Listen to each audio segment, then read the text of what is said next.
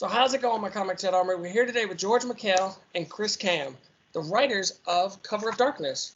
How are y'all doing? Good. Doing Yeah, great. thanks for having us. Yeah, thank you for coming on. So how did y'all two meet? Well, we're cousins. Really? Yeah. So it was a birthday party, I'm pretty sure. I might have been one. I don't know. Something like that. So, all right, I guess a different question is, was both of y'all doing comics before this one? No, actually, I've always been a writer, but I tend to gravitate more towards prose, and George has always been a comic writer more so. So we just combined our two loves and came out with this. Nice. So why the classical monsters? Oh, we love them. We love Ah. horror and suspense, and you know, when I was a kid, I watched Monster Squad, like 80s. You know, it's kind of like Goonies meets the Universal Monsters, and scared the crap out of me. I was like 6 years old, and ever since then, I've had like a love-hate relationship with those baddies. And yeah, we're just thinking about like, well, what kind of story could we tell? And we really like the idea of taking horror and putting it together with fantasy and kind of creating something new. So this is kind of an epic. This Cover of Darkness book that we've created. It's a 6-issue miniseries, but we have 3 6-issue miniseries, almost like a trilogy of storylines that we're telling. And this is all coming out with Sourcepoint Press? Yeah. Nice. So right now I got issue 1. That's the only one that's out currently? No, issue 2 came out as well, and issue 3 comes out March 24th. Yeah. Yeah. So if you can ask your local comic book store to bring those in for you, or you can go over to sourcepointpress.com and just order them yourselves. Okay. Is this so are all the classical monsters going to come together and like team up? Yeah. It's all building. So one thing that's really cool about the way the story is structured is that each issue focuses half on our family. The story is about a family that gets separated from each other, and they're on a collision course with those monsters. And it's their journey back to each other. How far would you go to try and find your family? And then the other half of the books is a monster origin story. So with every issue, you get a standalone monster origin story. So issue 1, we got a vampire, we got a mummy, steampunk Atlantean Frankenstein, we've got Viking werewolves, and our take on the creature from the Black Lagoon. So yeah, kind of a new twist on all the classics that you love. Oh yeah, I'm gonna show them this cover. Well, I'll put it in when I edit it. But the artist, who's the artist? MJ HIBLEN? Yes. Or is it Scott McDaniels? Is MJ HIBLEN. Okay. Where did you find them? Like, was they already with Sourcepoint, or did you bring them on? No, actually, George was on Instagram, and he had been following MJ because he has amazing art, and he just does this dark, gritty style. And when we were at a point that we were started to look for an artist, George just reached out to him, and he's just like, that's kind of my dream job, to do monsters and just to make a living trying to draw monsters. And so he read our script, and he's like, yeah, I'm in. And the rest is history, as they say. Yeah, we feel really lucky to have teamed up with MJ HIBLEN. He's an incredible talent. He does everything digitally with his finger. He doesn't use a pencil or a stylus. It's all with his finger. Really? And he just moves like a man possessed, and it gives it this really kind of gritty, kinetic energy to it. And he's got a huge following too. He's got like 250,000 followers on social media. So that kind of brings a lot of eyeballs to the book as well. I like it. It's kind of like, I don't know, I can't explain it, but I like it. It's got, yeah, like you said, the grittiness. I'll put some pictures in there when I edit it. Comic-Cons. Are y'all going to be at Comic-Cons together? Yeah, we got some shows coming up. Yeah, there's a couple that I'll be at, that George will be at, and then George does quite a few cons throughout the year. Yeah, in the next couple months, I'm at Toronto Comic Con, Calgary Fan Expo with Chris, St. Louis and Orlando in May. And then I think in September, we're going to do the Edmonton Fan Expo show as well together. Going to be a little bit everywhere. Yeah. Yeah. Nice. What state are y'all in now? Do you go to your local state ones? Are you on the same? Well, we're up here in Canada. So I live out by Vancouver, and Crystal's in Calgary. Oh, nice. Yeah. What advice would you give to people that want to make comic books? I think my number one piece of advice is just start doing it. I think that's the biggest obstacle. Everybody has ideas and dreams, but if you start writing it and getting it down on paper, I think that's the biggest obstacle that stops a lot of people, is the reality of actually putting it out there and getting it into something that's cohesive. Yeah, you can't make something better until you have a first draft down. So even though you're second guessing yourself and you're questioning whether or not it's good, you got to get it on paper, because as long as it's rolling around in your brain, it's not really getting any better. You got to put it on paper and then go and do your second, third draft. And my other piece of advice would be to start small. Don't go with a like massive epic, 18 issues. Start small. Do like a 6-issue story, or sorry, a 6-page story with like, and get part of an anthology. Feel out an artist, and kind of build off of that. How much of the book is completed right now? Right now, we're working on the last issue of the second miniseries. So, yeah, we've got these 6 issues right now. They've been done for over a year. So we're working on the middle part of the trilogy. Wow. Are you going to keep the numbering going, like 6, 7, or is it going to start over back at 1? Yeah, back at 1. Okay. In our heads, sometimes we'll refer to like we're finishing issue 12 right now, but they really are 3 distinct miniseries in and of themselves, and it continues the family's adventure. So you get a lot of monsters and a lot of that family continuing, but each miniseries is its own tale. All right. How is it working with family? It's pretty good. Yeah, it's great. Like, it's a lot of trust, right? When you're working with somebody, that they're gonna follow through, that they're gonna do what they say. And Crystal and I have known each other for 40 years, so we can count on each other to come through and create something really cool together. Well, it's awesome because we're both so passionate about monsters and about writing comics that we inspire each other, and we talk fairly frequently, not just about the comic, but about real life outside of that. So we have a whole relationship that feeds into our working relationship as well. And for us, it works really well. And we can inspire each other and motivate each other through it, which is nice. Nice. I think it's so cool that y'all are cousins working together on a comic. How did y'all meet Sourcepoint Press? Well, in 2019, I hit the convention circuit pretty hard. I was doing I did 18 shows that year, and I kept on running into the Sourcepoint Press guys. They do like 70 shows a year. Like, they'll have multiple teams on any given weekend going to different conventions. So yeah, we kept on running into them and I'd talk with them, and sometimes we'd grab dinner after a show or grab drinks. And there's one guy there, Chris Tadlock. He's like the warehouse manager there. He actually read the book and he was like, "This is really, really cool," and he championed it and got the people in the editorial to read it, and that's when a deal came together. Nice. That's awesome. Did y'all kickstart it before then, or did you fund it all yourself? We did a Kickstarter for the first issue, and we have fulfilled that.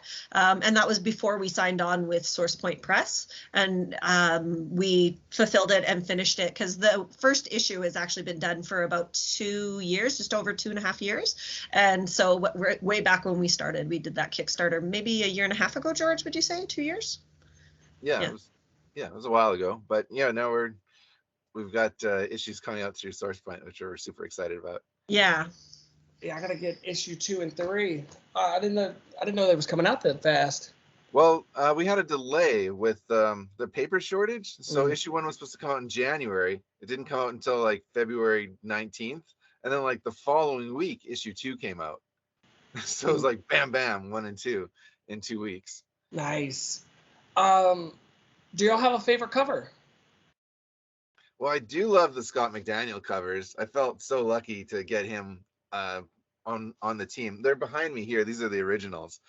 Scott worked on Nightwing, Batman, just a legend that I always wanted to work with. So and we have, you can see that they're kind of similar layout, where we have the big monster head and then one of our protagonists in the foreground.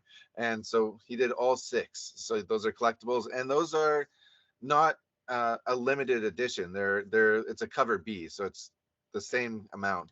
Your store can bring it in just as easy as cover A. Do you have a favorite MJ HIBLEN cover, Chris? I do. I absolutely adore the Viking werewolf cover, the one with just the Viking, or sorry, just the werewolf face. Oh, that one, I actually blew it up and did a big poster of it, and I have it framed on my wall because I absolutely adore that one. Nice. I think I like the Frankenstein cover. Number 2? 3. 3. Yeah. I'm going to have to go back and get all the cover Bs. I only got cover A right now. Yeah. Do you know the diamond code off the top of your head? I don't. I can grab it for you, or I'll add it to the description. What advice would you give people wanting to run a Kickstarter for the first time? right, It is a lot of work. Know that going in. Be prepared to work your butt off. I would say try and have your book done before you launch your Kickstarter. Oh, yeah. It's happened to me where I've done a Kickstarter and then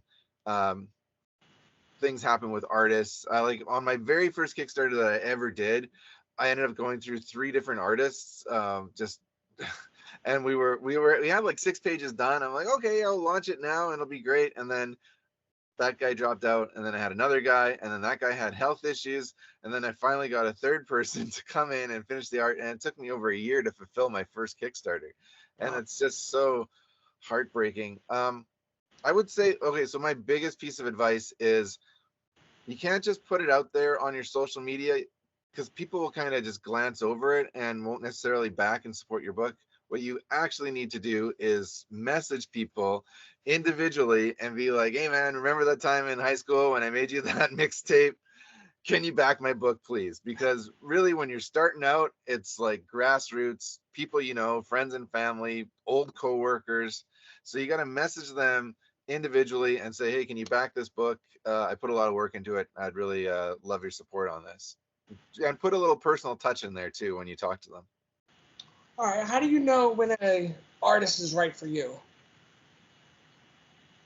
Well, I think a lot of it is personal taste, right? And that's why I recommend doing that kind of anthology thing, or maybe giving them a cover to do before you dive into like a full long-term relationship, because you can love someone's art, but that doesn't mean that you're going to love working with them. So it's nice to give them like a small sample size, like maybe a cover or an anthology story, where you can kind of get a sense of like, how quickly do they respond to emails? That's huge, right? Like it can be really frustrating when you send someone an email and they don't write you back, or it'll take 2 weeks or something like that. That's kind of a deal breaker for me. So test them out on something small, get a sense of what their communication is like, how capable they are of sticking to deadlines and actually fulfilling that. And then once you have a good sense of who they are and whether or not you want to continue working with them, then go on to like a bigger project with them, I would say. Okay. And I think for us, a really big thing, actually, with the 2 big projects that I've done, has been the character sketches. So just talking with them and seeing how close their vision is to ours, and how if we can meld and find that meeting point. And I think a big one for me was like MJ's Frankenstein. We had this clear vision of what we wanted, and he more than delivered. And so his ability to bring our vision to life was absolutely the vision that we wanted for our comic. Ooh, I like it. Like, we're going to definitely read it and review it. But you said there's second big book. Is this the first? What's the second? I'm working on another one, kind of an all ages. It's called, working title is Dragons and Bots. And so it's set in a different kind of world with dragons and nanotechnology together. It's a lot of fun. I'm doing that with the super talented Janice Blaine as my artist on that one. Nice. Where can people get updates about that? Yeah. What social medias are you on? I'm on Instagram. So Cam Crystal on Instagram. Okay. Yeah. If you wouldn't mind, I'd like to shout out my other project as well. I have some news as this is coming out on the 16th. My series Resilient, which is being published by Absolute Comics Group, just won Sequential Magazine's Best Comic Book Award. And we won Favorite Artist for Vinzel Tabanis as well. So on that series, issue 1 is out now, and we're looking to do a Kickstarter for issue 2 in the coming months. So if you guys want to give me a follow, it's at Comic Book George on Instagram, George Michail on Facebook, or I've got georgemichail.com.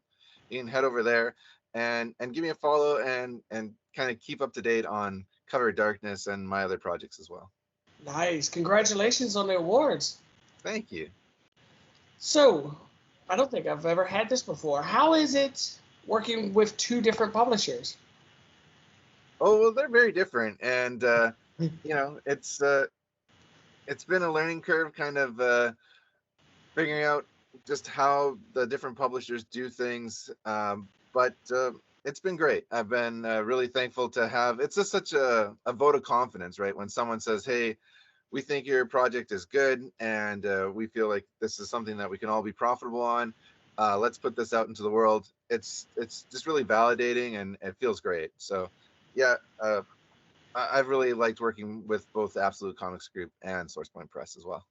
Absolute Comics. That sounds familiar. I think I know Absolute. They do the White Widow series. Yep. All right. I know them. Yeah. They're pretty cool. I know the only White Widow, but they're pretty good people. Let's see. I'm trying to think.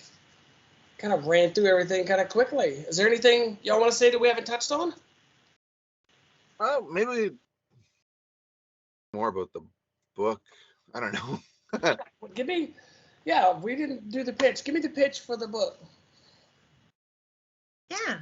Should have done that in the beginning. I'm sorry. It's all good.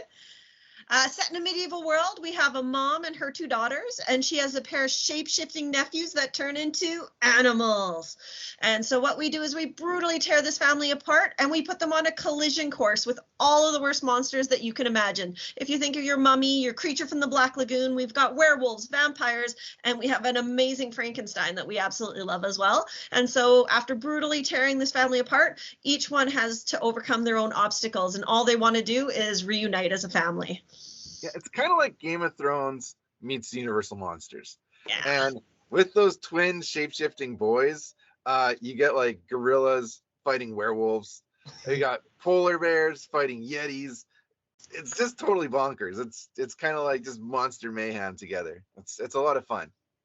Yeah, and we have a lot of strong female characters in it as well, because George writes an amazing strong female character, and there's something that I've always been drawn to as well. So it's a lot of fun to write the series and just bring different concepts and characters into the story. Did y'all write yourselves in the story anywhere? No. Not at all? No, not at all. Okay. Though MJ, go ahead. All these characters have a little piece of us in it, though, right? Like, you know, so when you're telling a story, and you know, you put like kind of little bits of your personality into each one of the characters in different ways. All right. Nobody that you know in the background or anything? I know some. Well, MJ actually told us, we've actually never met our artist. That's one of the most amazing things with the technology today, is we've only done emails and Instagram conversations and direct messages. And so a couple of months ago, George and I sat down with him on a video conference call, and for the first time sat kind of as face-to-face as you can get during these times, and had a good hour-long conversation with him. And it was so fun and amazing. And something he let slip is that he put his likeness into one of the stories, and he wouldn't tell us where or which one, and he's just like, you go find me and let me know. And I thought that was brilliant of him. Nice. So that's a bit of a Where's Waldo for anyone who wants to go and look for Where's MJ, because I don't know where he is. But he's in there somewhere. We got a cast of thousands in this book, though, right? Because we've got Vikings and we've got werewolf packs, and we've got there's a circus, and you know, goblins and orcs and dragons in the book. So there's just so many characters in there, and you know, like I said, we're working currently on like the end of the second miniseries, so I don't know where he's hid himself in there, but he's in there somewhere. So go out there and find him. All right, I'm gonna try to look for him now myself. Is there Is there anything y'all want to say before we go? No, I just want to say hey, thank you for having us. Thanks for giving us an opportunity to talk about monsters. We really love making comic books and telling stories, and we always appreciate when anyone will give us a spotlight to do that. Yeah, thank you. Yeah, thanks for having us on. It's been fun. What? You mean you haven't subscribed to Comicchatauthority? Oh, come on, subscribe already. What are you waiting for? It's no big deal. Like, man, don't forget to tell him to hit that like button. Yeah, that too. Just subscribe.